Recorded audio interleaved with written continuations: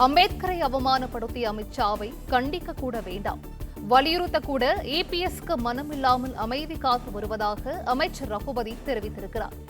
அமைதியோ அமைதி என ஆழ்ந்த உறக்கத்தில் இருக்கிறார் எடப்பாடி பழனிசாமி என அமைச்சர் ரகுபதி தெரிவித்திருக்கிறார். அண்ணல் அம்பேத்கரை அவமரியாதை செய்த அமித்ஷாவை கண்டித்து நாடே கொந்தளித்து கிடக்கிறது எனவும் அமைச்சர் ரகுபதி தெரிவித்திருக்கிறார்.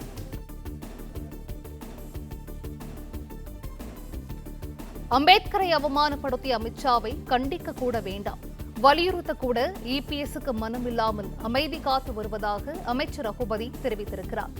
எங்கே எடப்பாடி பழனிசாமி எனவும் அமைச்சர் ரகுபதி கேள்வி எழுப்பியிருக்கிறார். கூடுதல் விவரங்களை செய்தியாளர் மாணிக்கம் வழங்கிட கேட்கலாம். மாணிக்கம், வணக்கம். இது குறித்தான விவரங்கள். நாடாளுமன்றத்தில் எதிர்க்கட்சிகள் அம்பேத்கர் பெயரை பயன்படுத்துவது தொடர்பாக மத்திய உள்துறை அமைச்சர் அமித்ஷா தெரிவித்த கருத்து சர்ச்சையா இருக்கக்கூடிய சூழல்ல அதற்கு நாடு முழுவதும் எதிர்க்கட்சிகள் ஆர்ப்பாட்டமும் கண்டனமும் தெரிவித்துள்ளாங்க. இந்த சூழல்ல தமிழ்நாட்டில் திமுக உள்ளிட்ட எதிர்க்கட்சிகள் ஆர்ப்பாட்டத்தில் ஈடுபட்டிருக்கூடிய சூழல்ல தமிழ்நாடு சட்டத்துறை அமைச்சர் ரகுபதி அவர்கள் தற்பொழுது ஒரு சமூக வலைதள பதிவை போட்டிருக்காரு.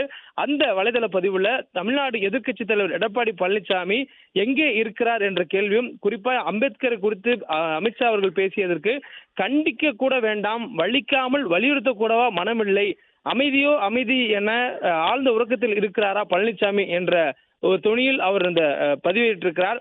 இப்ப இந்த பதிவிட்டிருக்கக்கூடிய சமூக வலைதள பதிவுல அண்ணல் அம்பேத்கர் அவமதித்திருக்கக்கூடிய இந்த செயலுக்கு நாடே கொந்தளித்துக் கொண்டிருக்கக்கூடிய சூழல்ல எதிர்க்கட்சி தலைவர் மௌனமாக இருப்பதாக குற்றம் சாட்டியிருக்கக்கூடிய சட்டத்துறை அமைச்சர் ரகுபதி சட்ட மாமேதை அம்பேத்கர் தொடர்பான கருத்துக்களுக்கு எதிராக அவர் தொடர்பான எதிர்கருத்து சொல்லக்கூடியவர்களுக்கு ஒரு கண்டனத்தை கூட எதிர்க்கட்சி தலைவர் வெளிப்படுத்தவில்லை என்பதையும் தெரிவித்திருக்கிறார். மேலும் அம்பேத்கருக்கு களங்கம் ஏற்படுத்த முயலும் சனாதன சக்திகளுக்கு துணை போகும் விதமாக அதிமுக பொதுச் செயலர் எடப்பாடி பழனிசாமி வாய்மூடி இருப்பதாகவும் அவர் குற்றம் சாட்டியிருக்கிறார். விவரங்களை வழங்கியமைக்கு நன்றி மாணிக்கம்.